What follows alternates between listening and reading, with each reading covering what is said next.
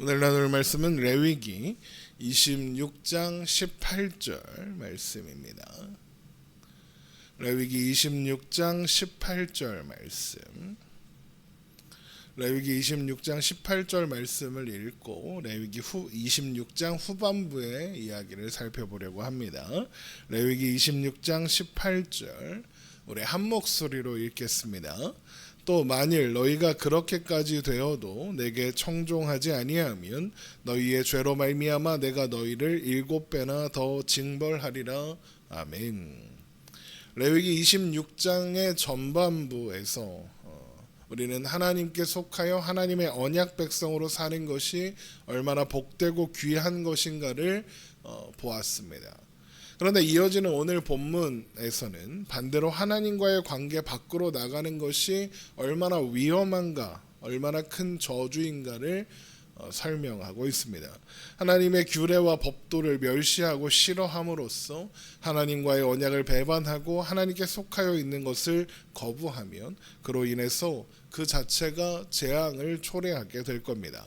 레위기 26장 14절입니다. 그러나 너희가 내게 청종하지 아니하여 이 모든 명령을 준행하지 아니하며 내 규례를 멸시하며 내 마음에 내 법도를 싫어하여 내 모든 계명을 준행하지 아니하며 내 언약을 배반할진대 내가 이같이 너희에게 행하리니 곧 내가 너희에게 놀라운 재앙을 내려 폐병과 열병으로 눈이 어둡고 생명이 쇠약하게 할 것이요 너희가 파종한 것은 헛되리니 너희의 대적이 그것을 먹을 것임이며 내가 너희를 치리니 너희가 너희의 대적에게 패할 것이요 너희를 미워하는 자가 너희를 다스릴 것이며 너희는 쫓는 자가 없어도 도망하리라. 이 모든 이 말씀에 나오는 저주들은 하나님 밖에 있어서 하나님이 보호하시지 않았을 때 일어나는 일들을 보여주고 있습니다. 하나님 안에 있는 것을 거부한 존재가 얻을 수 있는 것은 참된 자유가 아니라 더 이상 하나님의 보호를 받지 못함으로 인해서 풍요와 번영과 평화가 안식이 사라진 상태라는 거죠. 그런데 이 말씀에서 놀라운 것은 하나님께서 이어지는 말씀에 그렇게까지 되어도 청종하지 아니하면이라고 말씀하신다는 겁니다. 레위기 26장 18절을 보세요. 또 만일 너희가 그렇게까지 되어도 내게 청종하지 아니하면 이렇게 시작합니다. 그러니까 이 심판은 저주라기보다는 하나님께서 돌이킬 기회를 주시는 방법이라는 겁니다. 그러니까 당장 당하게 된 그 저주는 고통스럽겠으나 저주가 아니라 오히려 축복인 거죠. 하나님 밖으로 나간 사람에게 하나님이 심판을 허락하사 돌이켜 하나님께 돌아올 기회를 주신 거니까요. 하지만 그렇게까지 되어도 돌이키지 않는다면 더 큰 저주가 찾아올 겁니다. 레위기 26장 18절입니다. 또 만일 너희가 그렇게까지 되어도 내게 청종하지 아니하면 너희의 죄로 말미암아 내가 너희를 7배나 더 징벌하리라. 내가 너희의 세력으로 말미암은 교만을 꺾고 너희의 하늘을 철과 같게 하며 너희의 땅을 놋과 같게 하리니입니다. 7배나 징벌한다라는 것은 단순히 수치상으로 7배에 해당하는 무거운 징벌을 받는다 이런 뜻이 아니라 앞서 언급된 저주보다 더 크고 심각하며 완벽한 저주가 찾아올 것이다 라는 의미입니다. 하나님은 크고 심각한 재앙으로 그들의 세력으로 말미암은 교만을 꺾으시겠다 그럽니다. 여기에서 우리는 이스라엘 백성들이 하나님의 명령을 순종하지 않는 이유를 알 수 있죠. 자신들의 힘과 세력을 믿고 교만해졌기 때문입니다. 그들에게 있는 힘과 세력의 근원이 하나님이시라는 것을 잊어버리고 그것이 자기의 힘인 줄 아는 겁니다. 그래서 하나님은 그들의 교만을 꺾고 그들에게 있었던 힘과 세력의 근원이 어디에 있었는가를 확인하게 하시겠다 말씀하시는 거죠. 그러면 하나님은 어떻게 그들의 교만을 꺾으실까? 바로 그들의 수고가 헛되게 하사 꺾으실 겁니다. 레위기 26장 20절입니다. 너희의 수고가 헛될지라 땅은 그 산물을 내지 아니하고 땅의 나무는 그 열매를 맺지 아니하리라. 하나님께서 그들의 수고가 헛되게 하신다라는 것은 그들이 자신들에게 있었던 힘과 세력이 자신들의 수고를 통해 만들어졌다고 생각했다는 겁니다. 그러므로 그들의 수고가 헛되게 하사 자신들의 수고로는 아무것도 얻을 수 없다. 자신들의 노력으로는 아무것도 이룰 수 없다는 것을 알게 하실 겁니다. 그런데 놀라운 건 이 또한 돌이킬 기회라는 겁니다. 레위기 26장 21절입니다. 너희가 나를 거슬러 내게 청종하지 아니할진대 내가 너희의 죄대로 너희에게 7배나 더 재앙을 내릴 것이라. 또 기회를 주시는 겁니다. 그러나 돌이키지 않고 계속해서 하나님을 거스른다면 더 큰 재앙이 찾아올 겁니다. 그 재앙이란 레위기 26장 22절 내가 들 짐승을 너희 중에 보내리니 그것들이 너희의 자녀를 움키고 너희 가축을 멸하며 너희의 수요를 줄이리니 너희의 길들이 황폐하리라. 이것은 단순히 야생동물이 그 가축과 자녀들을 잡아먹어서 인구가 준다 이런 의미가 아니라 앞에서도 말씀드린 것처럼 하나님의 보호에서 벗어나 있는 존재는 더 이상 안식을 누릴 수 없다. 보존을 기대할 수 없다. 번영을 기대할 수 없다. 이런 의미입니다. 그런데 이것 또한 돌이킬 기회겠죠. 레위기 26장 23절입니다. 이를 당하여도 너희가 내게로 돌아오지 아니하고 내게 대항할진대. 그러나 그럼에도 돌이키지 않고 여전히 하나님께 대항하면 어떻게 되느냐? 더 큰 고통이 찾아올 겁니다. 레위기 26장 23절입니다. 이를 당하여도 너희가 내게로 돌아오지 아니하고 내게 대항할진대 나 곧 나도 너희에게 대항하여 너희 죄로 말미암아 너희를 7배나 더 치리라. 내가 칼을 너희에게로 가져다가 언약을 어긴 원수를 갚을 것이며 너희가 성읍에 모일지라도 너희 중에 연병을 보내고 너희를 대적의 손에 넘길 것이며 내가 너희가 의뢰하는 양식을 끊을 때에 10 여인이 한 화덕에서 너희 떡을 구워 저울에 달아 주리니 너희가 먹어도 배부르지 아니하리라. 하나님의 보호 아래 있는 자들은 애들에게 칼은 원수를 향해 있었습니다. 하나님의 칼이 원수들을 향해 있었죠. 그런데 그 칼은 하나님의 백성들을 보호합니다. 하지만 하나님의 보호로부터 벗어난 존재에게 칼은 그들을 향하고 있는 겁니다. 칼을 피해 성읍으로 도망쳐도 전염병이 그 성읍을 넘어와 결국 그들을 대적에게 넘어가게 할 것이고 양식을 먹어도 배부르지 않을 겁니다. 성읍에 피하는 것은 안전을 위한 것이고요. 10 여인이 구운 떡을 먹는 것은 배부르기 위한 거죠.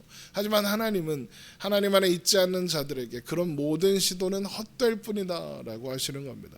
성읍으로 피해도 안전할 수 없고 먹어도 배부를 수 없습니다. 그런데 놀랍게도 이 또한 기회입니다. 레위기 26장 27절입니다. 너희가 이같이 될지라도 내게 청종하지 아니하고 내게 대항할진대입니다. 그러나 여전히 돌이키지 않고 하나님께 대항한다면 재앙이 그치지 않을 겁니다. 재앙으로 인해서 기근이 심각해질 것이고 그로 인해 그들은 그들의 아들과 딸의 살을 먹어야 하는 지경에 이르게 될 것이다. 그러십니다. 레위기 26장 28절입니다. 내가 진노로 너희에게 대항하되 너희의 죄로 말미암아 7배나 더 징벌하리니 너희가 아들의 살을 먹을 것이요 딸의 살을 먹을 것이며 자녀들의 살을 먹을 지경이 되었다라는 건 단순히 흉년으로 인한 기근을 말하는 것이 아니라 전쟁이 일어나 대적에게 성이 포위되어서 먹을 것을 구하러 나갈 수조차 없는 상황이 되었다라는 의미입니다. 이런 일들이 일어난 이유는 그들이 하나님과 함께 하나님 안에 사는 것을 거부하고 우상을 섬겼기 때문입니다. 그래서 하나님은 그들을 싫어하사 그들이 우상을 섬기기 위해 세운 산당들과 분향단들과 우상들을 부수고 그 위에 그들의 시체를 던져 태우시겠다 하십니다. 레위기 26장 30절입니다. 내가 너희의 산당들을 헐며 너희의 분향단들을 부수고 너희의 시체들을 부서진 우상들 위에 던지고 내 마음이 너희를 싫어할 것이며 또한 그들의 성읍과 성소들 또한 황량해질 겁니다. 레위기 26장 31절입니다. 내가 너희의 성읍을 황폐하게 하고 너희의 성소들을 황량하게 할 것이요 너희의 향기로운 냄새를 내가 흠향하지 아니하고 향기로운 냄새를 흠향하지 않겠다라고 하시는 것은 우상을 위한 산당들과 분향들에게서 분향되는 향을 거절하신다라는 의미입니다. 진정한 의미의 제사가 아닌 것들을 여러 가지 우상들을 위한 제단을 쌓아놓고 거기에 또 하나님을 위한 제단도 쌓아놓고 분향했다는 거 아닙니까? 하나님은 그거 거절하겠다는 겁니다.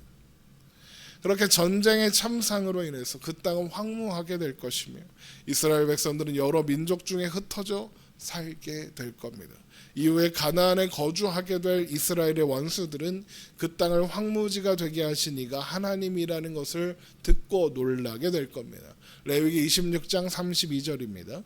그 땅을 황무하게 하리니 거기 거주하는 너희의 원수들이 그것으로 말미암아 놀랄 것이며 내가 너희를 여러 민족 중에 흩을 것이요 내가 칼을 빼어 너희를 따르게 하리니 너희의 땅이 황무하며 너희의 성읍이 황폐하리라 합니다.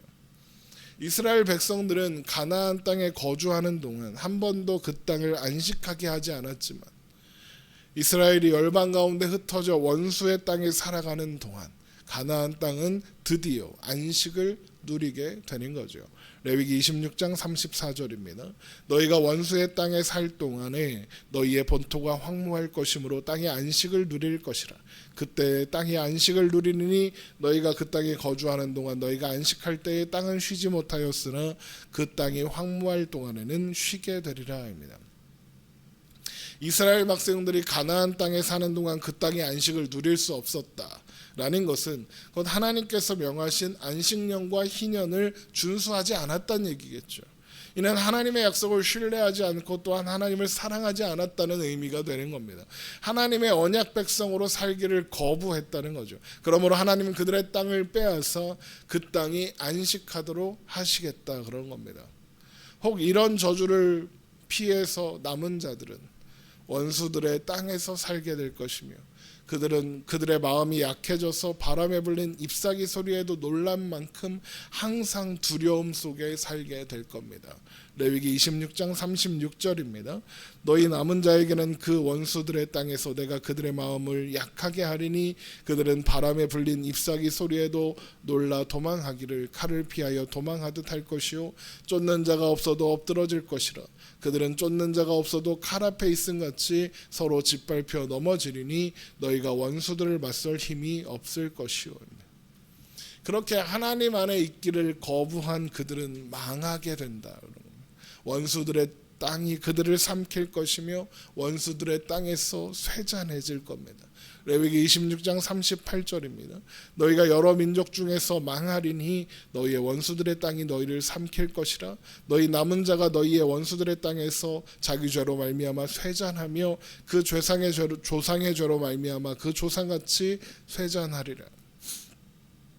어떤 사람들은 이런 하나님의 저주가 하나님은 사랑이시다라는 명제와 모순된다 생각합니다. 그러나 처참하기 이를 데 없는 이 저주들은 모두 저주하는 것이 목적이 아니라는 것을 우리가 말씀을 내내 보는 내내 확인했습니다. 하나님의 목적은 회복입니다. 하나님의 목적은 하나님의 백성들을 안전하게 지키시는 겁니다. 하나님은 자기 백성들이 규칙을 지키지 않으면 벌하려고 항상 눈을 시퍼렇게 뜨고 감시하고 있는 분이 아닙니다. 오히려 하나님은 하나님의 백성들이 하나님만이 주실 수 있는 평화와 안전 안에 항상 머물기를 원하십니다. 그래서 저주는 오히려 축복입니다. 하나님 없이 존재하는 것이 얼마나 위험하고 고통스러운 것인가를 보여주기 때문입니다. 하나님 없는 평화, 하나님 없는 평안, 하나님 없는 기쁨은 없습니다. 저주의 경고는 바로 그것을 말해주고 있는 것이지 너희가 규칙을 하나라도 어기면 이런 벌을 줄 거야 그게 아닙니다. 오늘 본문을 돌이켜 생각해 보십시오. 여기 나열된 저주는 모두 돌이키게 하기 위한 것이 목적이었습니다. 회복을 목적으로 허락되는 겁니다. 그럼에도 불구하고 그들이 여전히 저주 안에 있는 이유는 무엇입니까? 그들이 돌이키지 않았기 때문입니다. 그들이 선택한 결과라는 겁니다. 저주 아래 있는 자들은 하나님께 돌이키지 않기로 하나님과 계속해서 상관없이 살기로 선택한 결과입니다. 축복은 하나님의 은혜의 결과입니다. 하지만 저주는 스스로 선택한 결과라는 겁니다. 그리고 그 결과는 이렇게 자명한 겁니다. 하나님을 거부하고 하나님의 언약 백성 되는 것을 거부하는 결과는 엄청나게 파괴적이고 고통스럽다는 겁니다. 그러므로 하나님 밖으로 나가는 것은 반드시 피해야 할 끔찍한 상태다라는 겁니다. 예수님께서 오죽하면 눈을 뽑아버리고 손발을 잘라버려서라도 하나님 나라에 들어가는 것이 복이다라고까지 말씀하셨겠습니까? 여러분, 우리는 이 저주의 언약을 통해서 그러므로 하나님 안에 있어라. 여기가 네가 안전하게 거주할 곳이다. 집 나가면 고생이다. 이걸 확인하는 겁니다. 그것이 하나님께서 저주의 언약을 통해 우리에게 알게 하시려는 하나님의 마음이다라는 겁니다. 여러분, 하나님 안에 사는 것이 복입니다. 하나님 밖에 있는 것이 저주입니다. 무엇을 선택하는 것이 지혜로운 선택일까? 당연히 자명하지 않겠습니까? 신실하신 하나님 안에 있으므로 세상에 줄 수 없는 평화와 안식을, 기쁨과 평안을 누리며 사는 우리가 되기를 주님의 이름으로 축원합니다. 기도하겠습니다.